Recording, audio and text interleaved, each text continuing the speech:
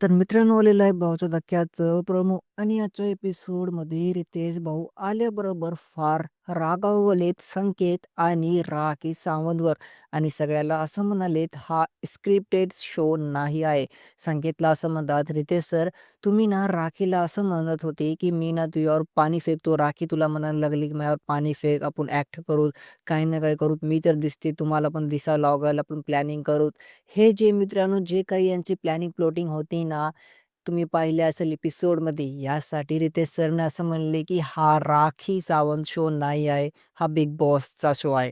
तर घरामध्ये मग मित्रांनो, रितेश सर फार रागावलेत. मग इथे राखी सावंत दोन हाताने कानं पकडून माफी मागते, उठबस करते.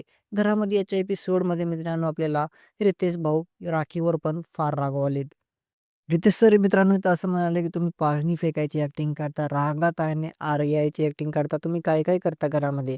आणि मित्रांनो राखी सावला असं म्हणतात, की "तू आता हे सॉरी-मॉरी ते काय होऊ नको. I am done. मला आता काय घेणं-देणं आहे नाही." तर तुमचं काय म्हणणं आहे यांच्याशी मला कमेंटद्वारे नक्की सांगा.